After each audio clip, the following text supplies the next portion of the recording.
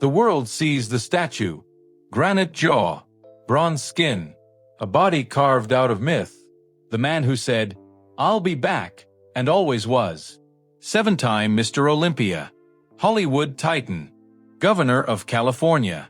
The immigrant who conquered America with an accent thick enough to cut with a knife. That's the illusion. Now zoom in. Before the spotlight. Before the applause. Before the cigar smoke and the red carpets and the American flag pinned neatly to his lapel, there was a small, cold apartment in Thal, Austria. There was coal dust. There were cracked walls that held winter like a grudge. And there was a boy who felt small. Not physically small. Small in the way a child feels when love is conditional. The air in post-war Austria carried something heavier than fog. It carried shame. The kind that seeps into the soil and never quite washes out. Arnold Schwarzenegger was born on July 30th, 1947, into a country still trying to pretend it hadn't just burned the world.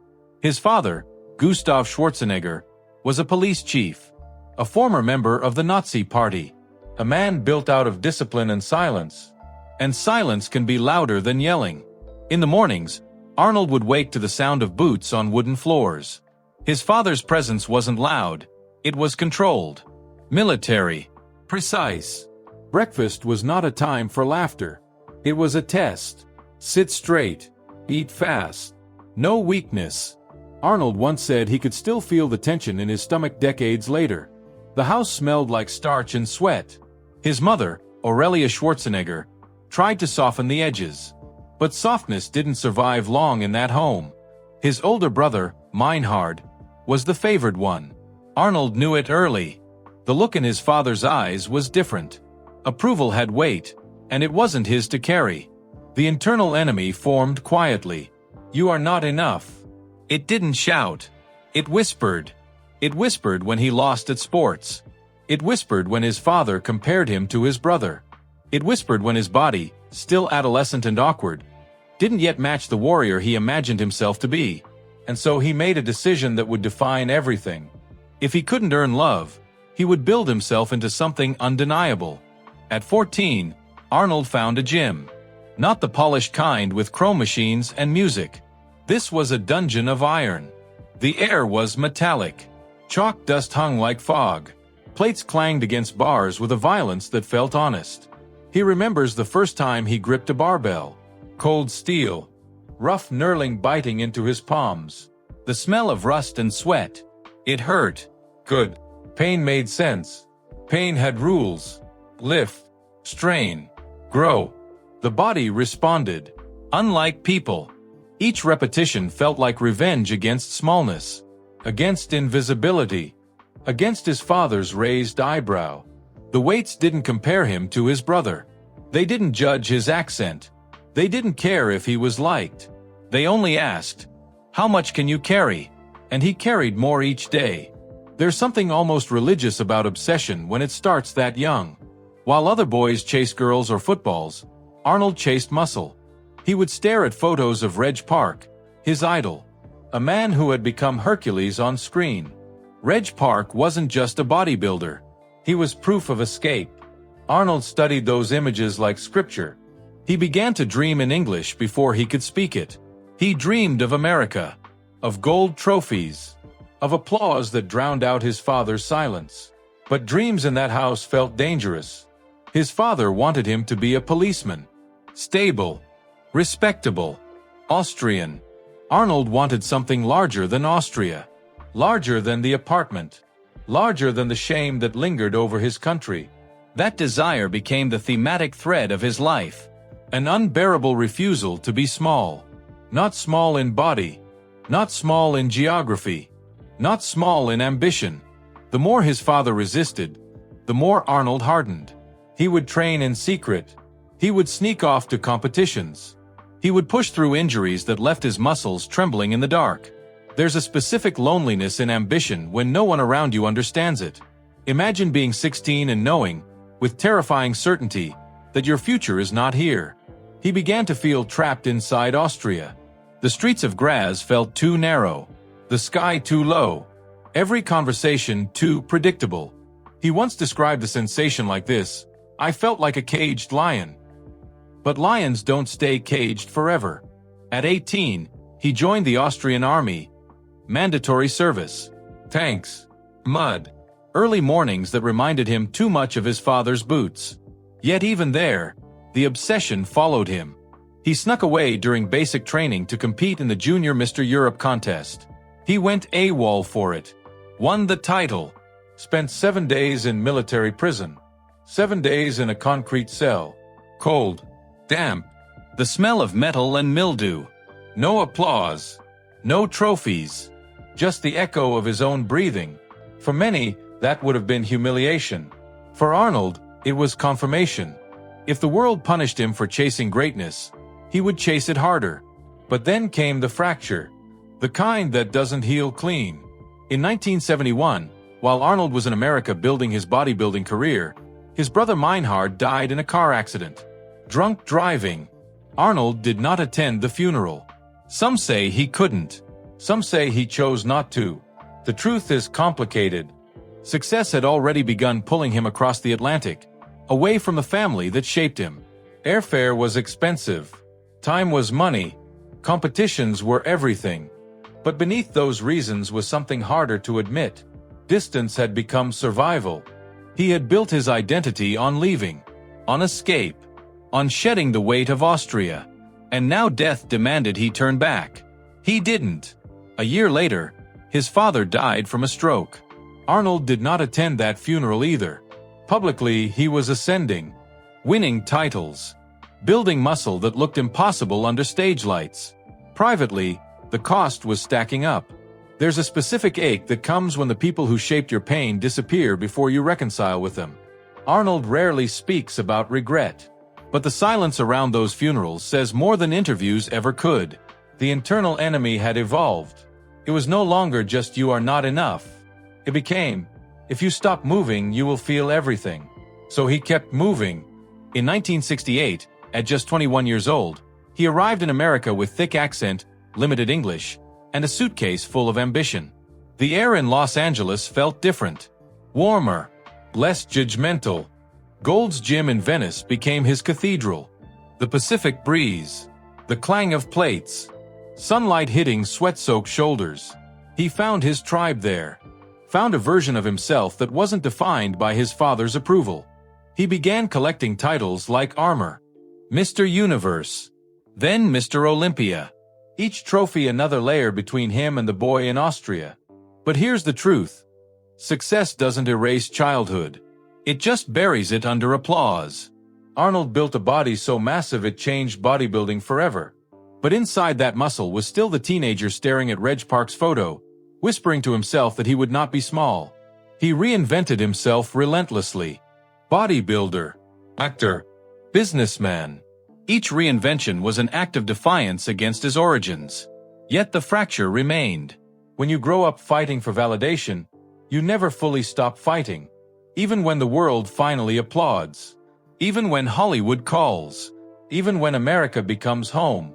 In those early years, before the movies, before the marriage into the Kennedy family, before politics, Arnold was still at war with invisibility. He once said he always had a clear vision. What he rarely says is what that clarity cost him. Family funerals missed. Childhood left unresolved. A brother gone. A father's approval never earned. The boy from Thal built himself into a monument. But monuments are made of stone. And stone doesn't feel. That was the lesson he thought he'd learned. By the mid-1970s, Arnold wasn't just winning. He was rewriting scale. On stage at Mr. Olympia, under white-hot lights that made sweat look like oil, he didn't pose. He occupied space. His body didn't seem human anymore. It looked engineered. Deliberate. A statement. The illusion was complete. Invincible physique. Unbreakable confidence. A grin that said he knew something you didn't. But offstage, in quiet hotel rooms with threadbare carpets and humming air conditioners, the silence still felt familiar. The boy from Thal had crossed an ocean. He had outrun his father's boots. But the internal enemy had simply learned English. Don't stop. Don't soften. Don't be small. That voice didn't disappear with trophies. It grew louder. The camera finds him. In 1977, a documentary called Pumping Iron changed everything.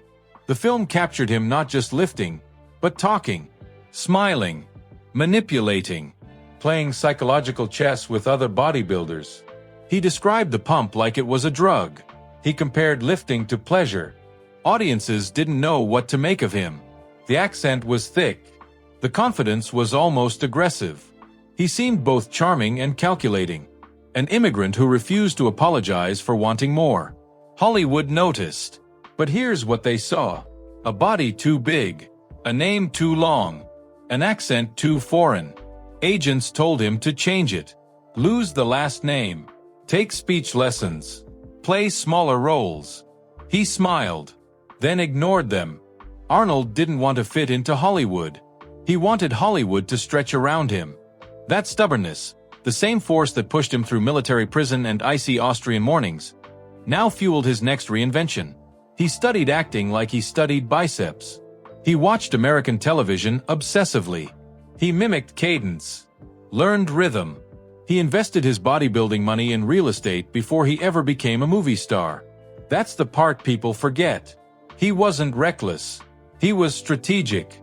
He feared being powerless more than he feared being mocked. And Hollywood mocked him. When he was cast in Conan the Barbarian, the studio didn't expect nuance. They wanted a body, a spectacle, a myth with minimal dialogue. The set smelled like dust and leather. The sword felt heavy in his hand. He trained like a soldier for it, riding horses, swinging steel until his palms blistered. When the film succeeded, it wasn't because he delivered Shakespeare. It was because he filled the screen in a way no one else could. Still, critics called him wooden, limited, a novelty. He took it personally. That old whisper returned.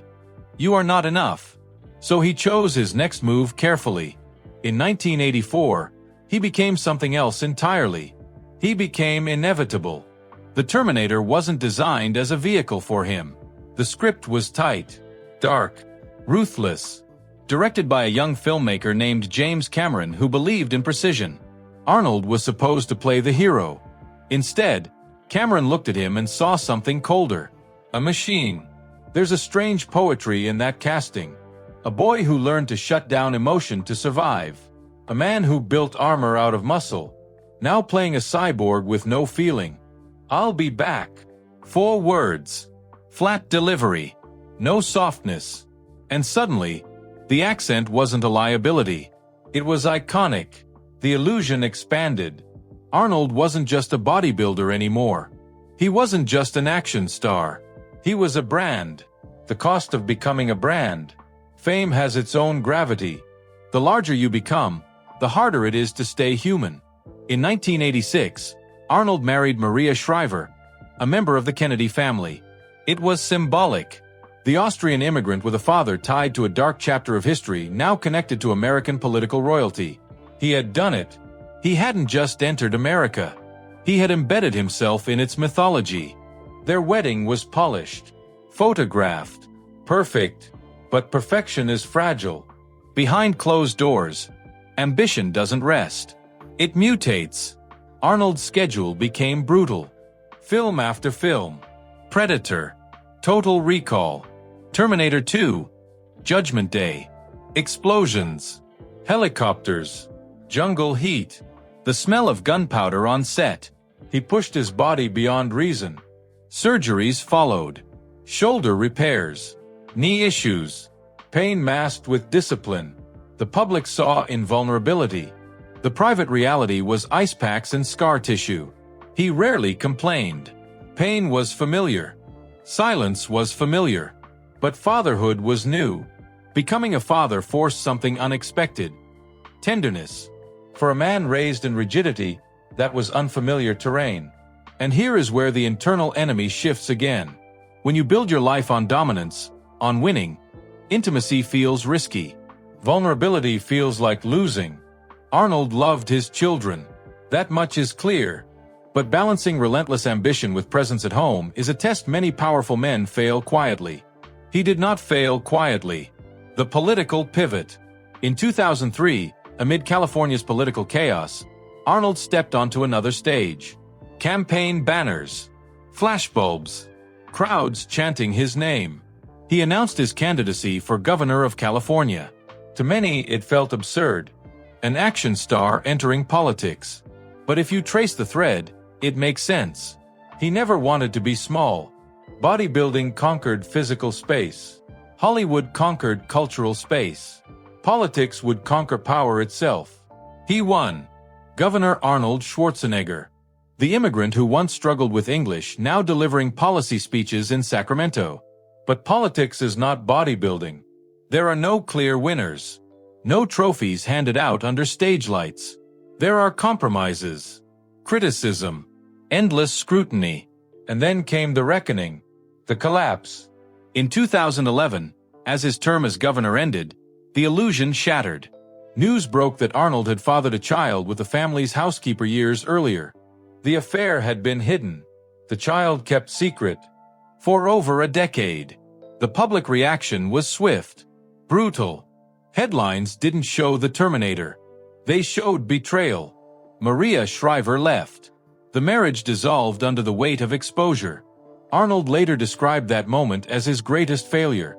And here's the truth beneath the scandal. The same drive that built his empire, the refusal to feel small, the constant forward motion, had a shadow side. Entitlement, compartmentalization, emotional distance. When you spend your life outrunning vulnerability, eventually it catches up. Imagine the silence in that house after the news broke. No applause. No campaign speeches. No film crew. Just consequence. For a man who prided himself on control, this was chaos. He had survived critics. Survived Hollywood rejection. Survived political opposition. But this was personal. His children had to absorb it. His legacy had to carry it. The internal enemy spoke again. You are not enough. And now the world knows. There's something almost poetic about it. He spent decades building armor. But armor doesn't protect against yourself. In interviews after the scandal, Arnold didn't deflect. He owned it. I failed. Not a machine. Not invincible. A man. And perhaps for the first time publicly, the monument cracked. Reinvention again. He returned to acting. Smaller films. Familiar franchises. But something had shifted. The smile was softer. The bravado less sharp. Age was visible now. Lines at the eyes. Movements slower. The body that once symbolized immortality was beginning to negotiate with time. He underwent multiple heart surgeries over the years, replacing valves first installed because of a congenital issue. Hospitals have a different smell than gyms. Sterile. Cold. Mechanical in a different way. For a man who built identity around physical dominance, lying on an operating table is humbling. The surgeon's hands determined survival. Not your will. Arnold survived each time. But survival changes you. The public reckoning wasn't just the scandal. It was mortality entering the room. There's a photograph of Arnold Schwarzenegger now that doesn't look like a statue. No stage lights. No swords. No campaign podium. Just morning light in Los Angeles. A wooden kitchen table. A coffee mug. A dog at his feet. The illusion has softened. He is in his late 70s. The shoulders are still broad, but gravity has negotiated its terms. The skin carries maps now. Fine lines etched from sun and surgery and time. His voice is slower. Still thick with Austria. Still unmistakable. But lower. Heavier. The world once saw him as indestructible. Now the camera lingers longer on the pauses between his sentences. And here's the truth that feels almost ironic. For a man who built his life refusing to be small, aging is the ultimate confrontation with limitation. You can outlift a rival, outwork a critic, outmaneuver a political opponent, but you cannot outpace time. The body that built an empire. Arnold's heart has been opened more than once. He was born with a congenital valve issue. In 1997, he underwent open heart surgery to replace it. Years later, more procedures followed. In 2018, complications from a catheter valve replacement nearly killed him. Emergency surgery. 8 hours. Hospitals are quiet in a way gyms never are. No clang of plates. No roar of a crowd. Just machines breathing for you, beeping in sterile rhythm. He later said he woke up disoriented, tubes everywhere, pain radiating through his chest. For decades, his body was his currency, his leverage, his identity. Now it required maintenance like an aging engine. There's a particular humility in being cut open, in surrendering control. He once dominated iron. Now surgeons held steel above him. The thematic thread returns here, the refusal to be small. In youth, that refusal meant expansion, growth, conquest. In age, it means something quieter, refusing to shrink into bitterness. He still trains. Not like before. Not for trophies, but for survival. He wakes early, moves iron, lighter weights, slower reps. The gym smells the same, rubber mats, faint sweat, metallic air. But the tempo has changed. The mirror reflects not a myth, but a man who has outlived most of his rivals. Franco Columbu, his closest friend from the golden bodybuilding era, died in 2019. Franco was more than a training partner. He was family. They built their American dream side by side. Two immigrants chasing something massive. When Franco died, Arnold spoke at his memorial. His voice cracked. It's different now. Grief at 20 feels sharp and avoidable. Grief at 75 feels cumulative. Heavy. You start counting. Friends gone. Colleagues gone. An era gone. Even the man who cast him as a machine, James Cameron, now speaks of him with nostalgia. Arnold has become living history, and history is a strange place to stand. The scandal's long shadow. Time has softened the headlines, but it hasn't erased them. The affair. The child. The collapse of his marriage to Maria Shriver. He has said publicly that it was his failure. His responsibility. There's something notable about that. The younger Arnold deflected nothing, but also revealed little. The older Arnold seems more willing to sit in discomfort. In interviews, he speaks about therapy, about reflection, about rebuilding relationships with his children. Joseph Barrena, the son from the affair, is now an adult, muscular, smiling in photos beside his father. The resemblance is undeniable. There's something poetic in that too. A man who feared being small fathered a son who physically mirrors him. But this time, the narrative is different. Less secrecy, more openness. Arnold appears determined not to repeat the emotional distance of his own father. It's as if he's trying to correct the fracture that began in Thal. The internal enemy, the whisper of "you are not enough," seems quieter now. Not gone, just quieter. The accent that stayed. For decades, people told him to lose the accent. He never did. Now, it's legacy. When he speaks, it carries the texture of two worlds. Austria and America braided together. He often talks about gratitude for the United States, the opportunities, the reinvention, the second chance. And yet, beneath the patriotism, there's something more personal. America wasn't just a country for Arnold. It was escape. It was distance from a father he never reconciled with, from a brother's funeral he never attended, from a version of himself that felt small and powerless. But aging has a way of pulling you back, not geographically, but emotionally. He has returned to Austria over the years, visited Thal, funded local projects, turned the house he grew up in into a museum. That act feels symbolic. The boy who fled has circled back, not to relive it, but to own it. The philosophy of an aging titan. Arnold speaks differently now about success. In his 70s, he often emphasizes routine, discipline, purpose. But listen closely and there's another layer. He talks about contribution, about climate change advocacy, about civic engagement, about encouraging immigrants to dream boldly. The drive remains, but it's redirected. When you can no longer expand physically, you expand ideologically. He writes newsletters, posts videos, encourages people to train, not just their bodies, but their minds. He calls it staying hungry. But the hunger feels less about conquest now, more about relevance. There's a fear in aging celebrities that no one admits out loud. What happens when the applause fades? Arnold built his life on attention, on presence, on being the biggest figure in the room. Now the rooms are different. Streaming platforms instead of theaters. Social media instead of red carpets. The world moves faster. Younger stars rise with less myth and more algorithm. And yet, when he appears, whether in a documentary or a Netflix series like Fubar, there's still gravity. Not because he is the strongest anymore, but because he endured. Mortality in the mirror.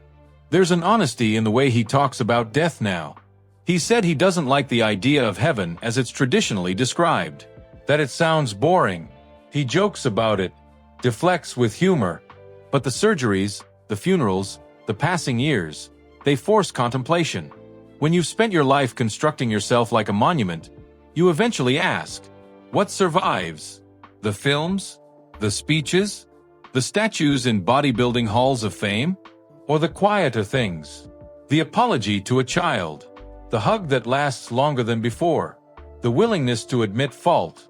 Arnold once said his greatest regret is the pain he caused his family.